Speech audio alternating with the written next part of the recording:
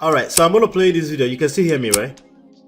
Yes, I can hear you. Okay, I'm gonna play this video and then we'll talk. I'll play another one with Pastor K on it, and then we'll talk about it. Okay, let me play it really quick. Let's get into it. No, you just from the ìwọ òpònú akájọ raka. Àwọn òpònú. Ó ti torí pọkọ rẹ̀ ṣàṣe mọ́ṣẹ́ ọkọ rẹ̀ cheat. Ó cheat téńté ní báyìí. Ló bá lọ kẹ́rù kó nle. Má kúrò nílé ni. Lọ́rẹ́ rẹ̀ bá sọ pé no, you just have to leave. Orí ìrìn ò pé ọkọ tí ẹ cheat pẹ̀lú àwọn ọmọ tí ò níran ta ọ wà tí torí ẹ kú òǹlé sọmọ pamú níwọ ìwọ ló nínú ilé rẹ ìwọ ló nílé bó bá ti bínú díẹ̀ bọ́kọ rẹ bá ti bẹ̀ ọ́ jẹ́ ọtán wọ́n sì ló cheat padà kọ́kí ọ tàtọ̀ ní kò bí ọ tàtọ̀ ẹnì kan lomi lẹ́yìn ẹsẹ̀ jura wọn lọ tí ẹni ó bu ọ lọ́wọ́ dádì wa lè cheat mọ́mí ìwọ gbọ́dọ̀ cheat bí wọ́n bá lé ọ lọ́nu àwọn ọmọ mi lórí street ọ wà gbalé tó bá gbalé pẹ́rẹ́ tọ́lọ́ ọba tó wá fìyà jẹ ọkọ lọ bọ́ sọ́wọ́ àwọn aláàjì ń pè mí ó jẹ sọ́nàbà gbígbà náà lọ́mọ pé Jésù èso ọmọ kírun. ó jẹ sọ́bẹ̀ yìí. Hey. Oh my God. All right, so what is your take on that? Oh my God. I mean, like my old self, I would be so mad. Oof. Thank goodness for the state of mind that I am. Because again, I've came to realize that everybody speak from whatever they know. Yes. What their experiences are. You know what I mean? Like, I won't even fight you. If that's what you believe, girl, go for it. Because somehow maybe it's working for you, but it doesn't mean that it's gonna work for everybody the same way, right? Yes. Again, in my situation, I can only speak for my situation, and I know the reason why I have to walk away, right? And I'm glad that I did. There's no regret for me doing what I did because, it's like, I mean, this kind of message, they put this in my brain for so long, like, you are the queen of. Like, don't walk away from your house. Yeah, you are the queen of your house, and I believed it for some times, like, okay. And I hang on to that, I'm the queen of my house nonsense thing, but the thing is, at the end of the day, again, individually, you have to step back. You looking, I mean, if you just look inward, stop pointing fingers. Even so, at one point, let me tell you this, at one point in that relationship, right, I told him, I said, listen, I said, it seems like you're having trouble to cope, okay? I said, if you want to get, help. Long time ago, I cannot say, no, not even help, to get a second wife. Second wife, help, okay? Like, right. Yeah, you know what I mean? Like, but he cannot afford a second wife, okay? It's not a polygamist. Yeah, it's not a polygamist. I mean, talking about you tried everything, like you tried it all, right?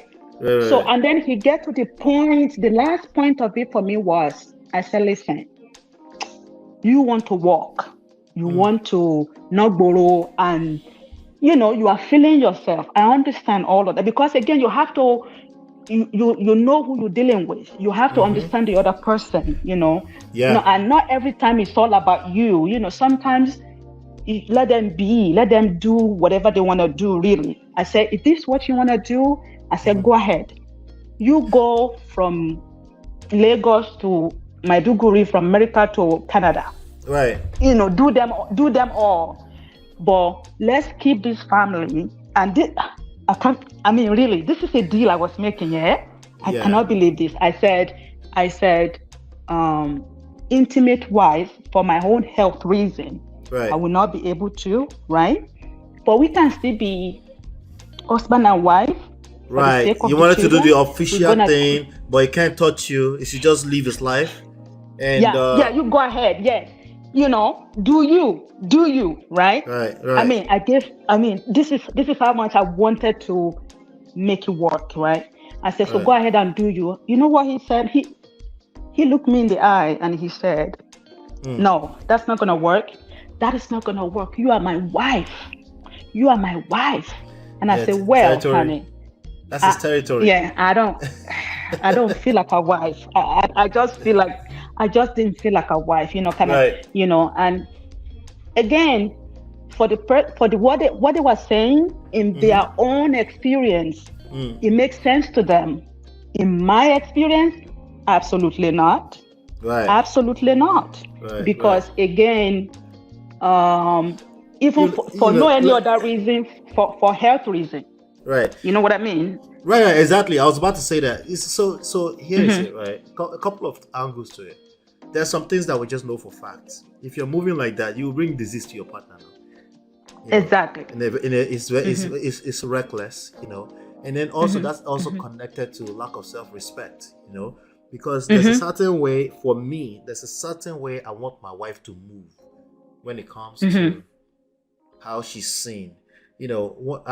I know for a fact that what women hate the most about this issue is the embarrassment. When you're not even sure who you've messed with, right?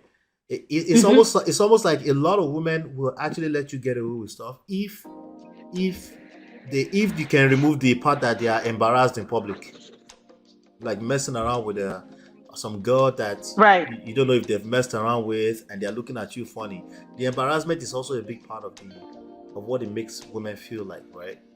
So for me, part of my pride is how my wife is seen, and I want her to be able to carry herself with dignity, but also with confidence, knowing that she's respected. You see, when a man lacks self-respect, right? It's not necessarily his fault. It could be a function of his trauma, his background, or anything like that, right? He's responsible for it, but it's not necessarily a matter of fault. It's just the space where he's at. He's not able to think about you. He doesn't have self-love and self-respect enough to even be able to give you anything. You see what I'm saying? So it will have, especially if you go to therapy, and the purpose. Remember, everything that lacks purpose, it ends up in the poto, right? So if the purpose is, let me just help her out, right? That means we're just wasting money on therapy. That person needs to want to be there. They need to want to engage that process of healing for themselves. At least understand that my wife wants me to come here. If she's not okay, I'm not okay, right? Just understand it from that standpoint. It's a shift in mindset. That can maybe help, right? Just the fact that he feels like he's in the same shoes with you. But it sounded like he was just wanted to, like, they said, so we don't break our home. Okay, let me see if you can help out. Stay in your house. That kind of stuff. He was doing fine. Just take it. That's what he was doing. And that's probably why. But for me, if I was to gauge it and sum it down to one thing, it's lack of self-respect on his part. And unfortunately, he can't serve you respect if he doesn't have respect for himself. Absolutely. Absolutely. So if there is any chance of making anything work in the future at all, it starts with being able to walk away and mean it. Yes. There was this, like they said, to walk away from the first red flag, you don't have to wait to collect 40 before you realize, like, okay, this is not going to work. Yeah. If he feels like you're in a chokehold and you're not going to survive, even if it's purely emotional, he's not going to help him for you to stay there either. No. Like, it's not helping him too, So when people try to force people to stay, I'm like, why? Like, he's not going to enjoy that too. Like, there's too much resentment. There's too much untrust. Like I just couldn't get, because it's like, if you want to endanger your life and be sleeping around, you don't even, like, you are so not even care about your own life. Why do I feel like you're going to care about mine? Absolutely. You didn't care about mine. There's no way. Yeah, there's no way. And I'm not going to put my life in that someone's hand to say, do it as you please. No, absolutely. No, I'm too old for that. And especially if it's a zero infidelity situation, that means and he came because I have to assume that he cares a little bit for him coming to the therapy, right? Maybe even if it's just to keep us all together, right? But I don't know. So let me look at it this way. Let's look at it this way, right? If he doesn't care at all, right? He will say, I'm not wasting my time on nonsense. It's not coming to therapy for you 10 months. Right. And then let me tell you this. Let me tell you this. What you just said. Right. So, we talk about leadership in men, right? Yes. And again, men who possess leadership skill, they move differently, right? Because again, they move with their heads up, they move with intention, right? They are not gonna be going around and be doing all of those things. But let's say they did something like that and they did it wrong, right?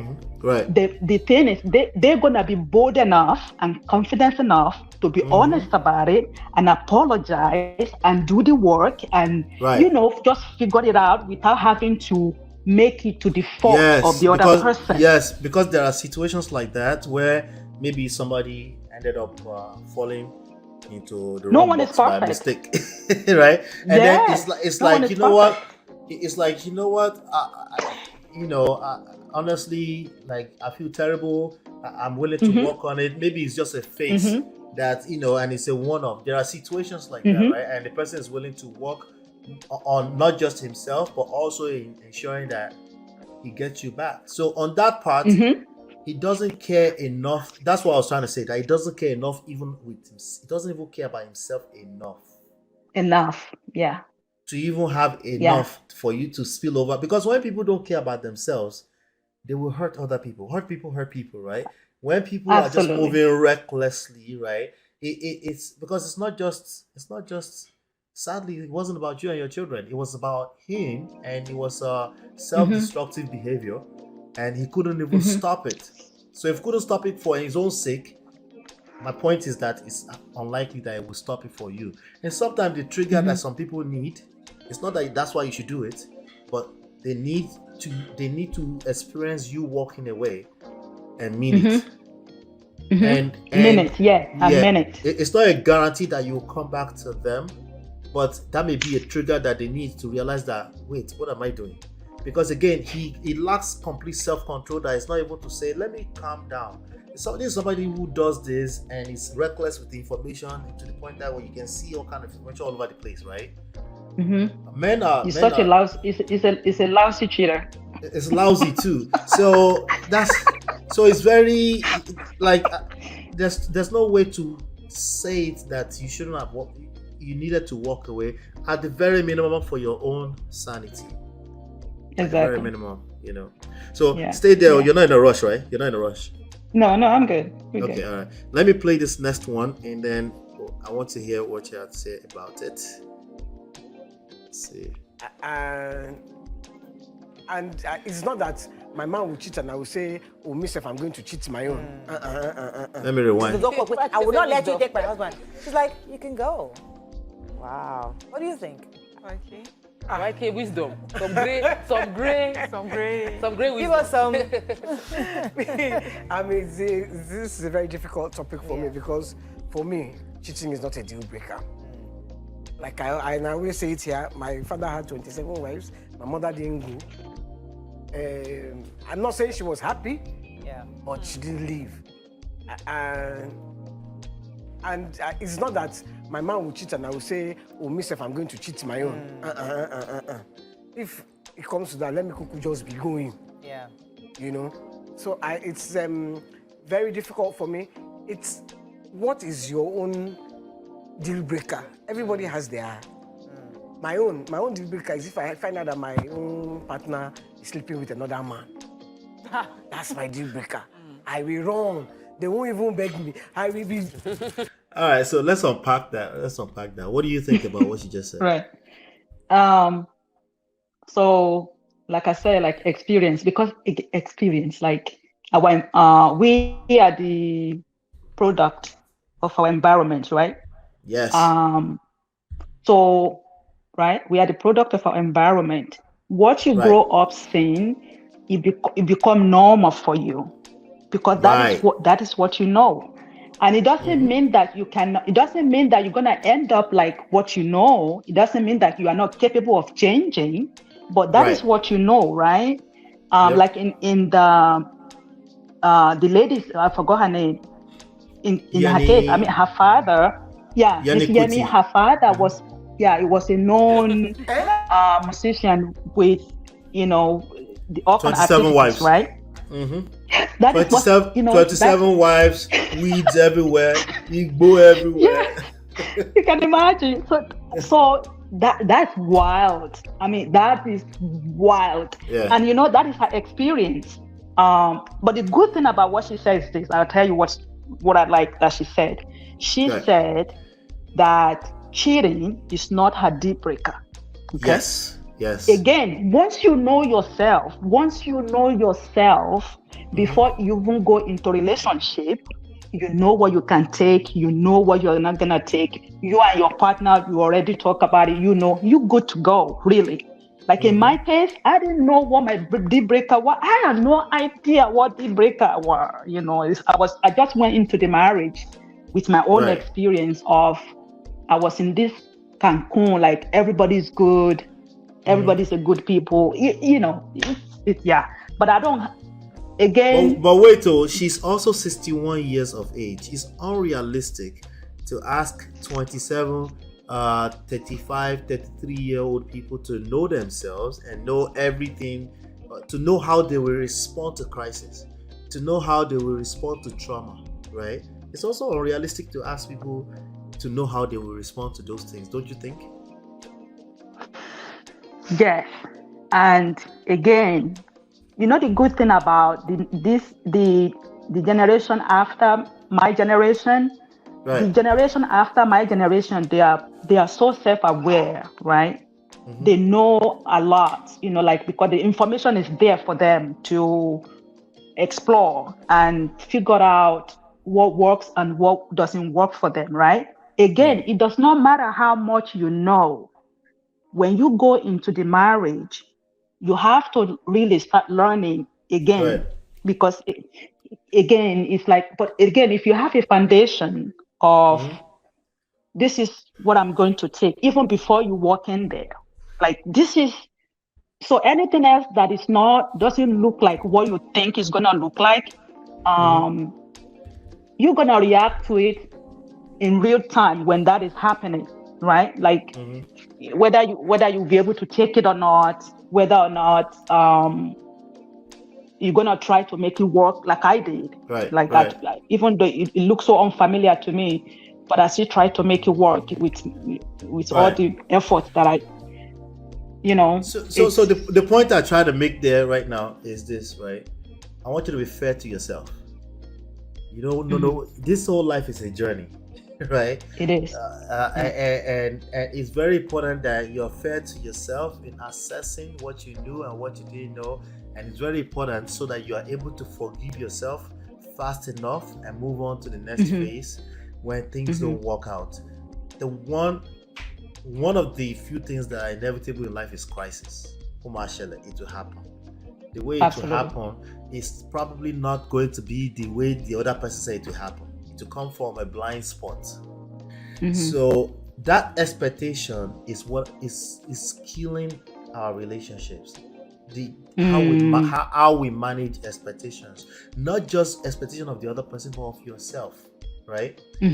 Just understanding that you know that, hey, this is my deal breaker and I'm deal breaker, but I need us to realize that that's a function of experience. That's something you gained from experience. Experience is not anybody's mate. It's like for life, internet will continue to struggle around experience. We have all this information and people are still struggling with their relationships. That's because they are disengaging from mentorship and they're disengaging from experience, and they're not paying attention to the experience, and they're not learning anything from their experiences. The only thing they learn how to do, most people the only thing they learn how to do from experience is to point fingers at something else, that it's something else's fault. Is that they call it is Matrix fault, or is the fault of this Western society, or is Canadian system, or is the woman's fault or the man's fault, right? People are now they have the fear of looking in the mirror, like you said in the beginning, and say, how did I participate in this, right? What could I learn in this? And then when you learn that, you forgive yourself quick enough so you can move forward to the next phase of your life. Because the more energy you spend on all these other things, right, the more energy you're spending away from, because there's still life ahead of us to experience. Absolutely. Right? Yeah. And a lot of people are missing out on that because they are carrying fear over from their past into the future or other people's experience that triggers them. So I always like to point out this expectation thing because it's something that many people don't pay attention to, or they use it to manipulate or shame other people. Like, oh, because I have experience, I can tell this person how to behave, right? You can't tell other people how to Let me behave. ask you, can I ask you, Sure. you're talking about expectation and to be able to manage the expectation. Yeah. Can you give me the example of what that looks like? Like, okay, Yes. I want to manage my expectation. Give me example, what would that look like? Or Yeah, let me give you an example with this guy. This guy called into this Mariah's show. I'm gonna play it right now, and then we'll talk about it. Okay? Sometimes, sometimes you both of you have a conversation. Uncle, it's time to go. Have you heard? You've chosen your bed. Lay in it. Yes. So you are now sentenced. Have you heard? Act in haste, repent at leisure. Let's digest that. Let me take this call from Abuja. Good morning. Are you there? Yes, good morning, Mariah. Good morning, sir. You're live. Good morning. Yeah. For me, I will never cheat on my wife. I will never do that. But if she cheats on me, that's the end of the marriage. There's no meeting, there's no forgiving, there's no apology, there's no amount of meeting that can make me change my mind. Cheating for me is a deal breaker. You cheat on me, it's over, but I will never cheat. And my wife knows that. Even before we got married, we talked about it. I will never cheat on you. But if it happens, it's up to you to decide whether you want to stay or go. But I will never cheat.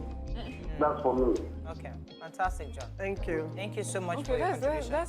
All right, so that's the example. So you notice that he said he will never cheat, right?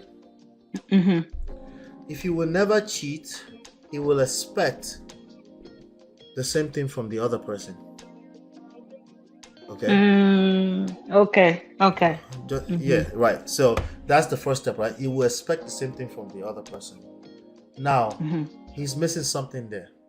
There's something about the way his brain is set up that makes him a person that will never cheat. It could be his experience, like you said earlier. It could be maybe he saw his father cheated on his mother and he has trauma from that and he vowed to himself. So here's the other flip side of it. Right. He will not be able to give grace to any other person that find themselves in that situation. Okay? Now, that's not necessarily a bad thing because we're talking. It doesn't sound like a bad thing when we're talking about cheating. What about if what we're talking about is leaving shoes at the door? Right? If you are the type of person who is very tidy and you want all the shoes where they're supposed to go, when you do marry a wife, right? You have that same expectation of that wife. She doesn't think it's a big deal until after maybe 3 days that he's been putting your shoes away, right? And then one day you saw him red because of ordinary shoe, and you're like, "What's the big deal?" See, the same behaviors. Because we're talking about expectations. You asked me about expectations, right? The same way we react to crisis is how we react to crisis. It's just that based on what you said earlier, we unpick what scenes is bigger than the other ones. You see what I'm saying? So does that mean you should be manipulating to accept what you don't want? No, it doesn't mean that. But you should be aware of our incapabilities to give grace when we have unrealistic expectations. You get what I'm saying right now?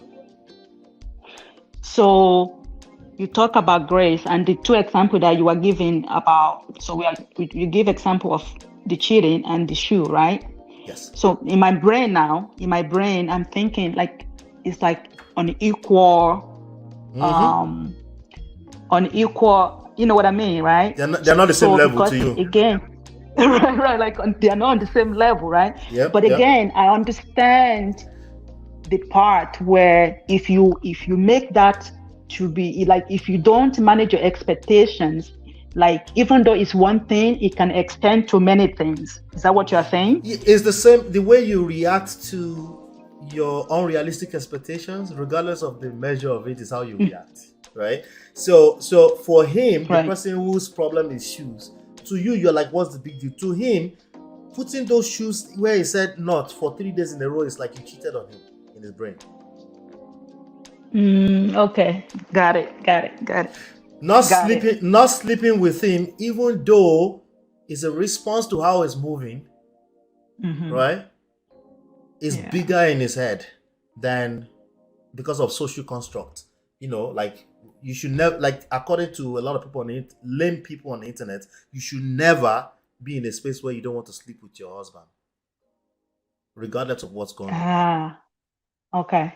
To him, that's the biggest crime you could ever like. Oh, but you cheated, like, and that's your duty. You're supposed to do it. You see, these are the deeper levels of what I'm talking about. Like, we're measuring the sin against one another, but we're not factoring the fact that this sin to you is like this, but to that other person, it's like a big deal.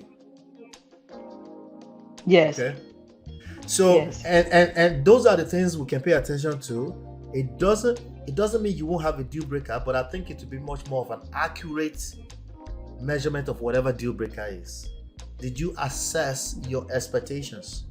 Did you assess your capability as a human being to be prideful in what your expectations are?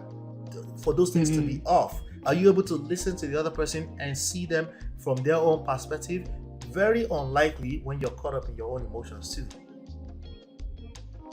Yeah, absolutely. Got it. So it's deeper than the surface things, but you have to be willing to walk away and mean it, because you're in an active marketplace at any point in time. It's a marketplace. Yeah, you're supposed to be one, but clearly you're not one. A house divided against itself already can't stand, right? So if you're in a place where you need to negotiate, if you are negotiating from a weak place, meaning you're not able to walk away, they will continue to walk all over you. Absolutely.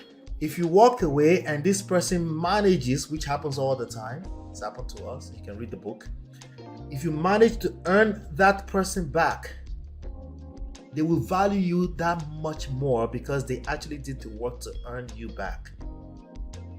Yeah, if they do the work, you're right. If they did the work, no one will have to manipulate you and say, go back to your husband. You look in the street, you look like, I've seen change. Not only have you seen change, you've experienced it. Seeing change is not good enough. Because some people will say, I've changed. It's not good enough because you haven't experienced it, right? But if you experience that change over a period of time, that's how trust happens. We don't control trust, we can influence trust. Trust is a function of patience and time and consistency. Consistent change behavior over time, right? You don't have a choice. You will fall in love back with him if he does that. But what is it going to take him to get to that space? It's highly unlikely because that person is also sick. They can't get into that space because they will feel like they're giving too much. Yep. So the first step is being able to, either you're a man or woman, it doesn't matter. If a person is coming off as they don't value you, the best thing is to walk away. It doesn't have to be a permanent decision, but walk away first so that they can at least know that you're not just floating around like a useless person with no head. Right. Yeah. Right. And some people say, "What? So you're encouraging people to leave their marriage?" It's not me. They want to leave. I mean, they already left you. They're already emotionally, they're gone already anyway. They've been gone for 3, 4, 5 years before that point. Yes. You know, people see me now and they're like, "Oh, you are so calm." I'm like, "Honey," and don't even ask, like, because I mean the divorce was still recent. I mean the finalized stage of it was so recent, right? But then when people see me, they feel like, "Oh, you know, you're so calm. Like you seem like you don't look like somebody who just went through a divorce." But the thing is, when I was going through it, this is like 2, 3 years, 4 years back. Okay, some people didn't even know that I was going through hell, right? He himself didn't know what I was going through. No, we typically don't know. Men don't know. You know, now he is going through it now. Like, I wish you well in your journey, honey.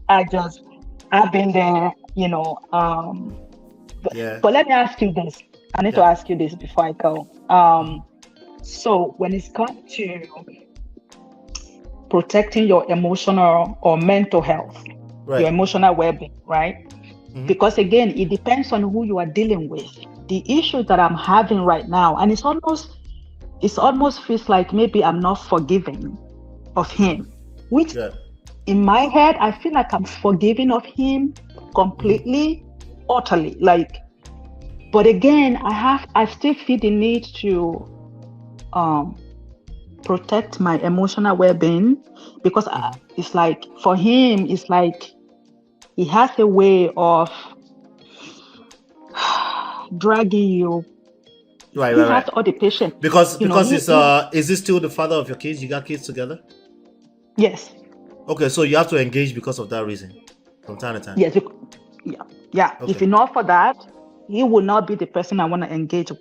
If not for the sake of the children. So now, the way I'm moving now, people looking at me like, you still have to give him chance. I don't even know, not like to get together, but like you guys have to. But it's like no. To work on it. If you're still, that's to the father of your kids. Like try to work on it. Are you still getting that? Say that again. So I'm trying to get what you're saying. Are people encouraging you to still work on it since you're still parenting No, together? not the marriage. Okay. No. Okay. That one is over. So the part for me now is to be in each other's presence. Let me put it that way. Like, I don't want to be in his presence for too long. I don't want to have a conversation that has nothing to do with the children. You know what I mean? Like, and it's almost making me look like a dry cut. Got you. All right. So here, this is a good segue into. I'm gonna play this short video by Pastor K, and then we will link it together with that. And I'll show. That's such a fantastic question. Hold on one second. Okay, hold on.